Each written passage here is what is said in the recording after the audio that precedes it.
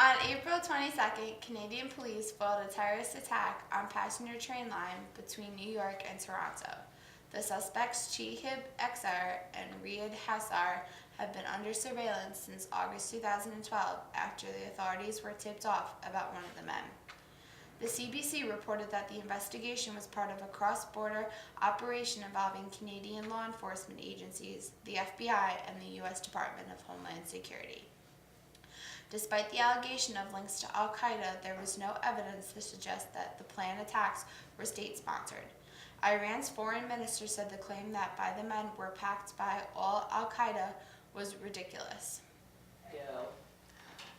Boston police announced Wednesday, May 1st, that 3 additional suspects are in custody for the Boston Marathon bombing.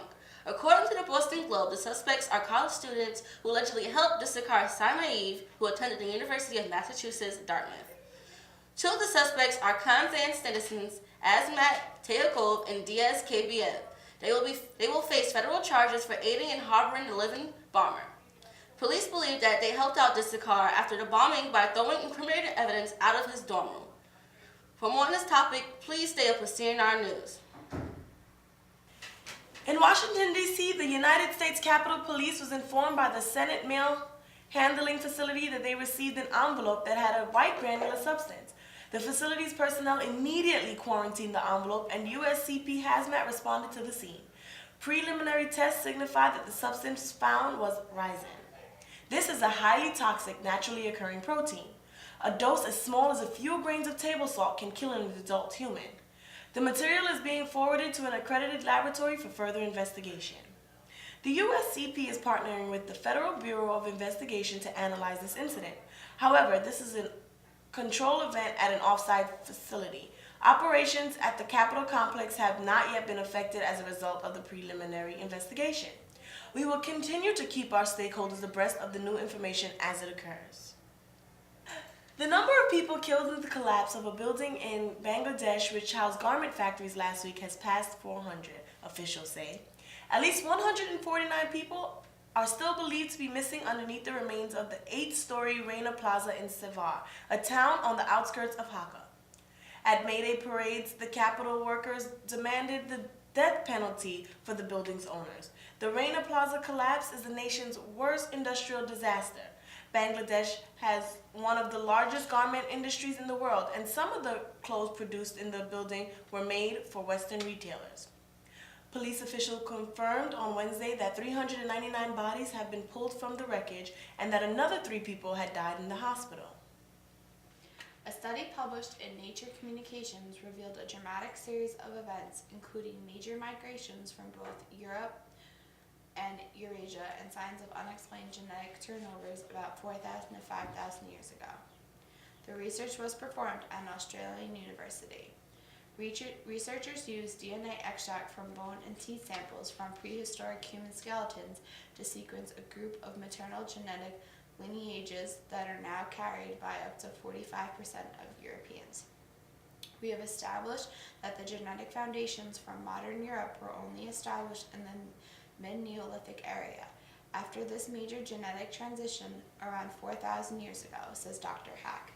This genetic diversity was then modified farther by a series of incoming and expanding cultures from Libya and Eastern Europe through the late Neolithic. These well-dated ancient genetic sequences provided a unique opportunity to investigate the demographic history of Europe. While the DNA of people alive today can reveal the end result of their ancestors' ancient movements, to really understand the dynamics of how modern genetic patterns were created, we need to study ancient material as well. Police captured the surviving Boston Marathon suspect Disakar 19, bloodied in a backyard boat on the night of Friday, April 19th, less than 24 hours after a wild car chase and gun battle that left his older brother dead. After having been run over by the car of escaping Disakar older brother, Tamerlan died at Boston Hospital after suffering multiple gunshot wounds and a possible blast injury.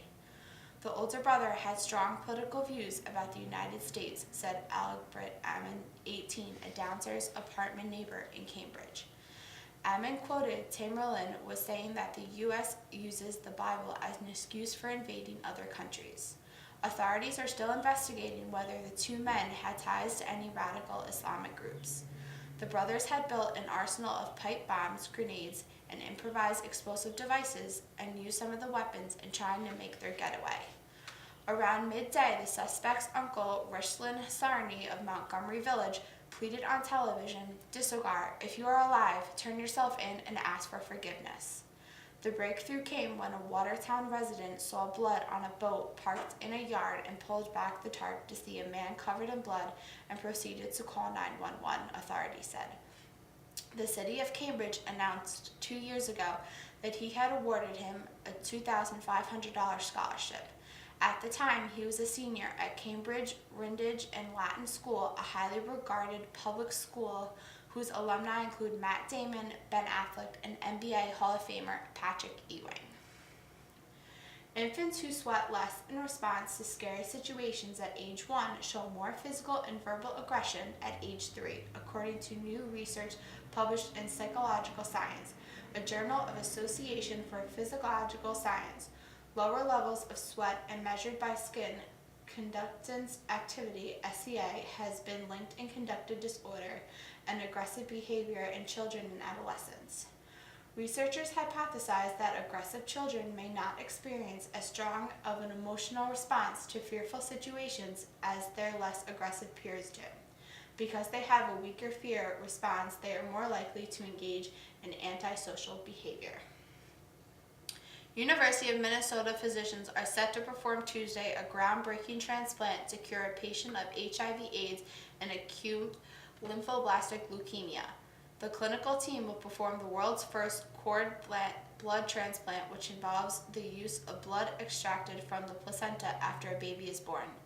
This specific blood contains a variant of cell surface protein which prevents most strains of the HIV virus from entering a patient's T cells, ultimately protecting the patient's immune system.